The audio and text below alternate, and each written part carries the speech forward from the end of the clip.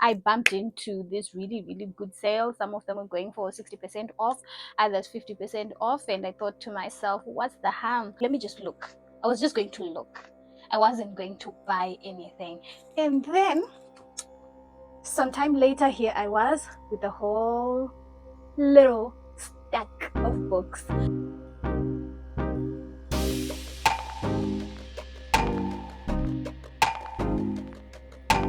Hello everybody, welcome to Cinema in Chapters. Today we are going to be talking about my non-fiction book haul.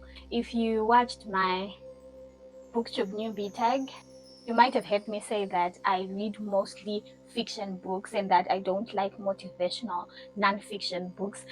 But today I might be biting my tongue a little bit. Let's get into it. I think I'll start with the biggest ones and work down to the smallest ones. That sounds like fun. Okay, so here we go. Okay, I'll start with the most colorful one. This is what we have here. This one drew me to it because of the cover. It's red and shouty, and of course it says that it's a #1 bestseller, 3 million copies sold. I thought if it's a #1 bestseller, then it must be good. It's called Good to Be Great by Jim Collins. Yeah, it says some companies make the leap, others don't. So I thought maybe, okay, this might be like a businessy type of book. I don't know. So let's see. It is Good to Great achieves a rare distinction, a management book full of vital ideas that reads as well as a fast-paced novel. All right. It is a hardback. I think it will be an interesting one to read.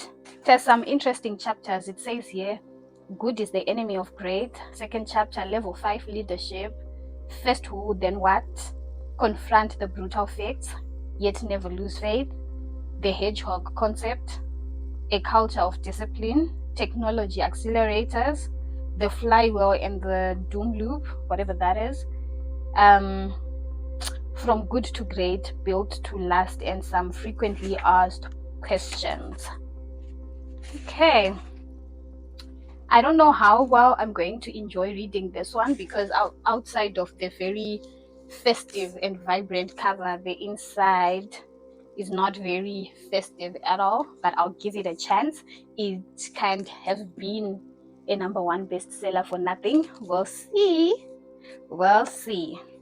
Okay, but I think definitely it being centered on business and things, this is the sort of thing that my husband really likes to read. He does not read fiction at all. If he is reading a book, he wants to get something meaningful out of it. So he might get through this one before me. Here it is. This is book #1. And then here is the second book. It is called Superhuman by Dave Asprey.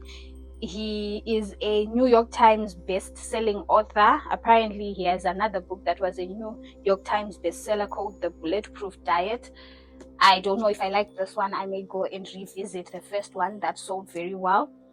The Bulletproof Plan to Age Backwards and Maybe Even Live Forever. Okay, I'm interested. How and what does he have to say about aging backwards? Okay. So in Superhuman, he shows, that is Dave, shows the rest of us how to age backwards with each birthday by making changes on the supercellular level to dramatically extend lifespan. The answers lie in Dave's 7 pillars of aging that contribute to degeneration and disease while diminishing your performance in the moment. Using simple interventions such as diet, sleep, light and exercise, and powerful hacks from ozone therapy to proper jaw alignment, you can decelerate cellular aging and supercharge your body's ability to heal and rejuvenate. Okay, I don't know if I find it very interesting, but hey, the price was good and it will challenge me to read more non-fiction things. Hopefully I'll be able to get into it, or at least I'll come here and tell you my thoughts. This challenge is going to be quite interesting. This is book 2. And then book number 3 is called Built to Last: Successful Habits of Visionary Companies. I don't know, maybe I'm going to be go into my entrepreneurship era and know how to build things. This is the second one. We've got Jim Collins again. This is another Jim Collins. This one, we have a red one and now a blue one. It says Good to Great is about turning good results into great results, and this one is about turning great results into an enduring great company. Okay, this is going to be, what pulled me to it was the at the back they have like praises about the book. One of them says, if you're looking for a fascinating historical study of the factors that made high-octane companies what they are today, you won't be disappointed by this work. And another one says, Built to Last is an unusual business book, seriously researched, unconventional in its conclusions. It is well worth reading, particularly by those engaged in trying to reinvigorate our nation's largest enterprises. Okay, so now we have 2 from Jim Collins, and the next one is also another hardback. This one is a soft bag or paperback, I think it's called. Book number 4 is Future Proof Yourself: How to Win at Work and Life by Nikki Bush. This one, I won't lie, I'm quite excited about. I would really want to win at life, so I'm fairly interested at it. And this is the first female author of the whole, so would be quite interesting to hear what she has to say. Okay, here it says, when things change dramatically, they rarely, if ever, go back to normal. Disruption demands that we let go of the past and step into a new way of being. And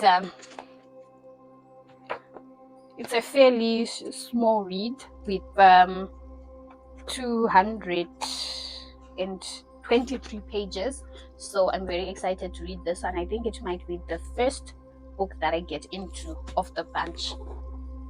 This one was next to nothing because I think it may have been the book on display or read a bit. These ones are fairly new. This one is a bit more used up. It's called The Goal: A Process of Ongoing Improvement by Eliyahu Goldratt. It's also got over 3 million copies sold. It's a best-selling business novel that introduced the theory of constraints and changed how America does business. Okay, interesting. We'll see what it has to say. All right. Now these ones are more of the faith-based books. We are going into self-development, more in life, spirituality and faith. And the one I'm most excited about is this one. It's got a really nice cover, very colorful and centered towards women. It's called Lies Women Believe in the Truth That Sets Them Free. It's by Nancy DeMoss Wogamoth or something like that. Okay. And at the back it says that the truth may not change your circumstances, but it will change you. The truth will set you free. Okay, it's apparently it is a rewrite. There was one book that was released in 2001 and sold a lot of copies, was a bestseller. So this is an updated version of the book. Lies Women Believe spotlights 45 lies commonly believed by Christian women. Lies about God, themselves, priorities, emotions, marriage, parenting, and more. And it offers the only means to challenge, counter, and overcome the deception, and that is the truth. So, interested in reading this one, and it's also quite colorful with headings in pink and some Bible verses based on the Bible. So I think this one will be a very interesting read for me. If anything, the packaging is very good. And the second Christian book, and it's the which number, what, 1, 2, 3, 4, 5, 6, sixth book. This one is the seventh book. It's by T.D. Jakes. It's called Disruptive Thinking. A daring strategy to change how we live, lead, and love. Okay, T.D. Jakes. Doing things differently requires thinking differently and having the courage to challenge established ways of approaching problems. I'm open to changing the way I approach problems. It's got a whole summary written there, but it's a fairly short read as well, some 200 and something pages. I think I should probably do like a reading challenge where I challenge myself to read maybe 10 pages of a nonfiction book every day and see how far I go. I can start by reading all of them in one book a day, and then choose the ones that I like most and go with them. And then this one is called The Meaning of Marriage. The Meaning of Marriage. I can never learn too much about marriage. We're still very young in this marriage.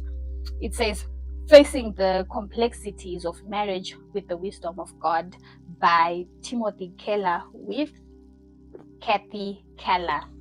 The color is nice too. Came with a nice book marker here. The Bible begins and ends with a wedding. Marriage is God's idea. Its concept and its roots are in God's own action, and therefore what the Bible says about God's design for marriage is crucial. Okay, interested in reading this and learning more? Definitely will be reading this. I may read more of the Christian books than the business books. That's what I'm saying. Then I got this one because it's a cute small read. It's The Secret Power of Joy. Very cute, like Bible study type of book, and it is concentrating on the book of Philippians by Susie Schellerberger.